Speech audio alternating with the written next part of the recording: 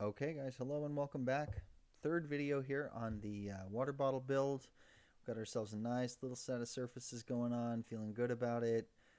Flipping back and forth between Photoshop and just kind of taking a look at the size of the previous build and the one that we've got going on here. And one of the changes I wanted to make right off the bat is just the size of this ledge here. I think that we've got way too much.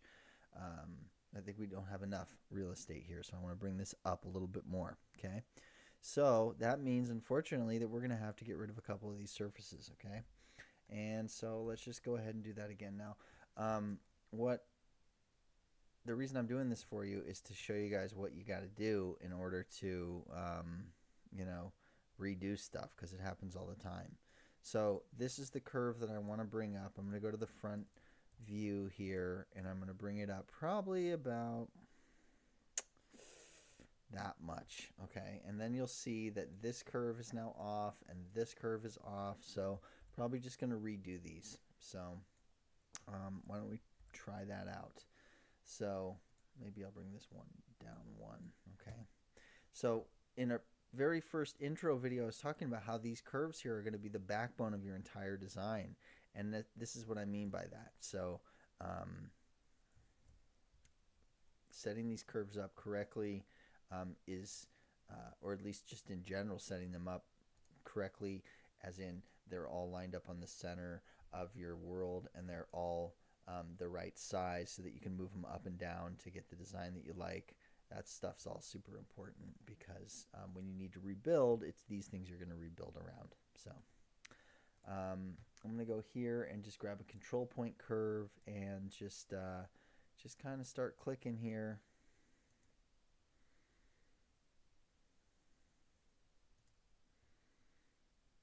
There you go, like that.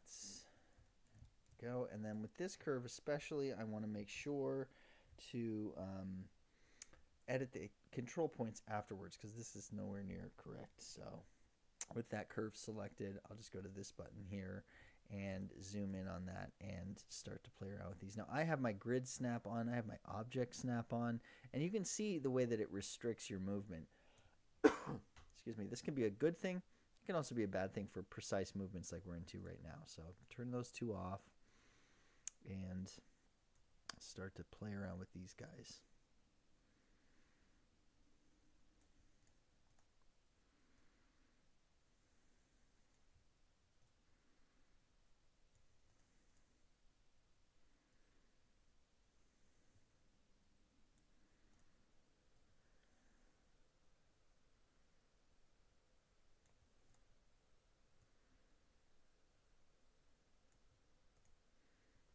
I'm feeling good about that. Probably bring this guy up a little bit.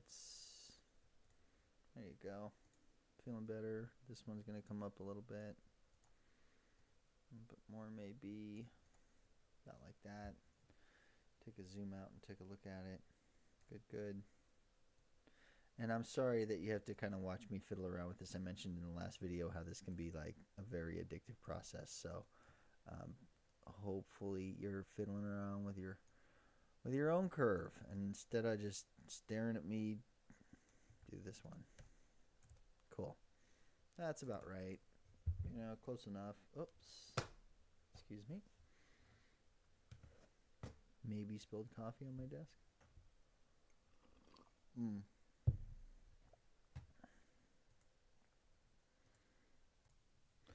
Okay, back again, guys. Just a little cleanup. Had a spill. Always trying to learn that lesson about don't keep coffee right next to your computer. It's a tough one to get right. Okay, I'm gonna call this one good like that. Maybe just a little touch up here like this. All these movements I'm making are very important, believe me. Okay, so let's just go ahead and just rerun some revolves now. We'll revolve this guy first. We're going to turn on grid snap so we can set our center of revolution around this z-axis, and then we'll do the same thing. And I keep keep doing that for you guys. I'm sorry. I have a whole set of tools that are all set to my middle mouse button. So if I click my middle mouse button, I get this pop-up menu of tools I use all the time. These are my favorite tools, or my most commonly used tools. And so I'm just in the habit of doing that. So I want to explain that to you. So you should all have a pop-up menu preloaded onto your middle mouse button.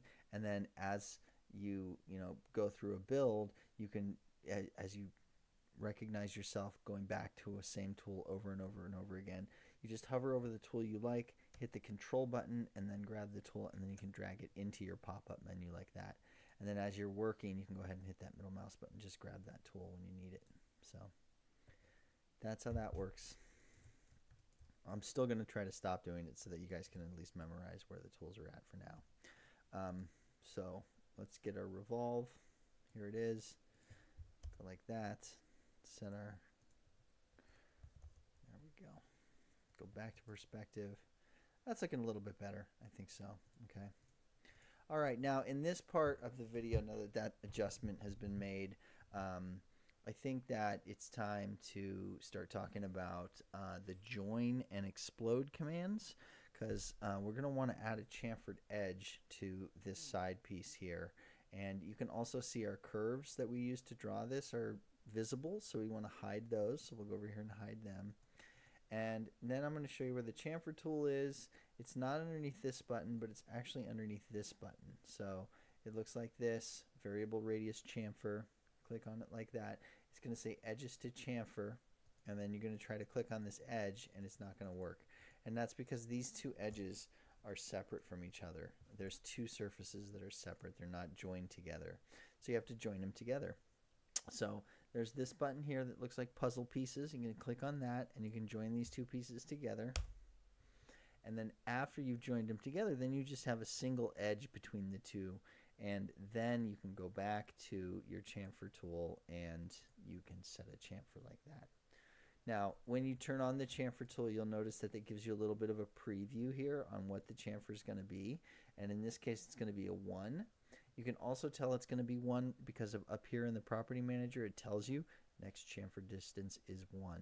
So you probably want to change that. I want to change it actually. So I'm going to go to next chamfer distance and click on that feature itself in the property line.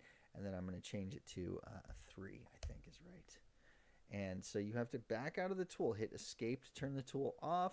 You can hit right mouse button to turn it back on. And after you've made that adjustment to the previous tool, it will remember those dimensions and will enter it back into the model, or enter it back into the tool.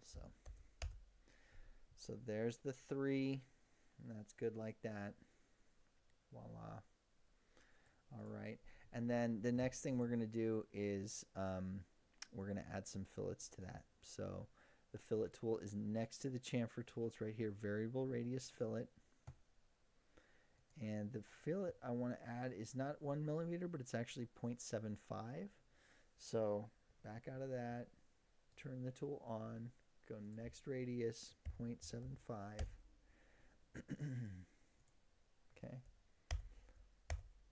There we go. And we're going to run it twice. So I'm going to right click out in space. There you go. And that'll be like that. Perfect. Okay. All right. Next thing I want to do is set up for these side cuts that go through here, and then also set up for the top cut that's going to be in here. So why don't we go ahead and do the top cut first, okay? We've got a curve that's been hanging out waiting for us to use it, and it's here. Where'd it go? There she is. You can see it's sitting right there. It's this curve here, okay? And we measured the top of this thing, and all we have to do now is do a trim operation and punch a hole right through here. So when we do that, we'll go here to the top view, and we'll do it from the top view. Now we'll do it from all 4 views, okay? Let's just go to the trim tool. Remember trim, it's right here, okay? Looks like a bar getting cut in half. All right, select cutting objects. So that's the command Rhino wants. So we'll select that curve and hit enter. All right, and then you can go right here to the top view over here, and you can just slice out that top bit just like that. Okay. All right, good. Okay, so now we've got another little edge we want to add in here, and it's going to be a chamfered edge. We're going to do it a different way than using the chamfer tool here. We'll do it in a way that provides us some additional line work. So why don't we go ahead and do that. So I'm going to use the duplicate edge tool to duplicate the edge of this, and then we'll scale it in, we'll drop it down, we'll skin between the two. So the duplicate edge tool is always hard to find. I think it's under transform or curve tools. Yeah, it's under curve tools. You go to the project curves button, click on that. You go to this button right here, and that's duplicate edge. All right. That's hard to find. So the faster way to get to it is just to remember the word dupe edge. And so we'll try that. D-U-P-E. There you go. Dupe edge. Does the same thing. Okay. And take a look at what it's doing right now. So it's grabbing just 1/2 of the edge, and we want to actually get both. So we're going to hold down Shift and gather both edges together. Okay. So once that's all selected, you just hit Enter, and the gumball will pop up. And once you see that gumball, you know that the new curve has been created. Yeah. Okay. So we did this duplicate edge now, and the gumball shows us that we've got access to this curve. So what we can do is we can scale it in like this. Okay. And we're going to scale it in about 2. And then we'll turn off the grid snap. You see how it snaps really annoyingly with the grid snap on. So there you go. Just a little bit. It should be about 1.75 millimeters between these two edges. And then we're just going to drop that down. I don't know how. Let's actually look. Best if we look at it from the side view. About 2. There we go. Maybe a little less. Oh, look at that. The duplicate edge showed up in 2 different parts. Okay, be careful. In that situation, you can group them back together. So we'll use join, and we'll go 1, 2, and then check the command line to make sure that they close into 1. Perfect. Okay. I think that's about right. And then just what we'll do, I think, is just go ahead and do a loft. So our loft tool, as we know, is over here underneath the surfaces panel. And it's this guy right here, loft. And we'll go 1. Okay, now that's not going to work because we've got a split edge here. So why don't we do this? Why don't we go ahead and there's some edge tools in Rhino that are, I have a special tab for them here. You can find any of these tabs that you don't see. You can go here to show toolbar, and then you right click on any other tab and go to show toolbar, and then go down to edge tools right here, and it'll turn them on. Okay, and then you've got merge edge is an option right there, so you can go to 1, and hopefully this will work. Otherwise, another trick that we can use in order to loft between these two is to just duplicate the edge. There you go. Okay, so that's good like that. There you go. And that'll be it for that. The next thing to do is probably going to be to put a little stopper in there. And that can be done a bunch of different ways. Come at it from the side view here is a pretty easy way to handle it. You can just kind of rough it in there. Just come in here with a little couple of CVs, and this doesn't need to be perfect, but it would be nice if you, the very last point, if you could snap it to the grid. Even if it sticks up like this one here, you can show the points, and after it's been snapped to the grid, just grab that little point there and then just slide it down. There you go. Because we'll revolve that later on. There you go. And there's a little ergonomics to this thing too, so don't worry about it if it's not a perfectly flat curve right here. In fact, it should have a little bit of a bend to it because the tongue goes right against that. So it's nice to have a little bit of form to that one there, just like that. Okay, and so what we'll do with that is just a nice little revolve. Take this guy, and we'll call it a revolve. 1, 2. There we go. And we're going to want to put that on its own layer. So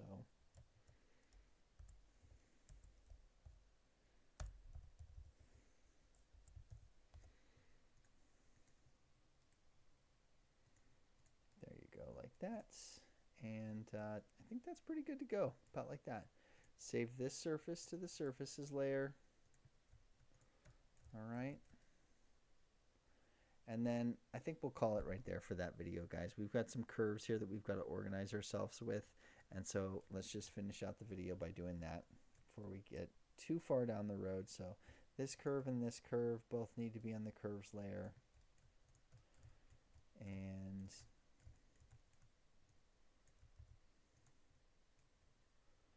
if I switch to wireframe here, I can see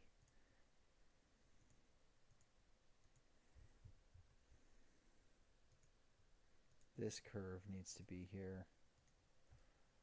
And I think that's going to do the trick for us, right? There's one more in there.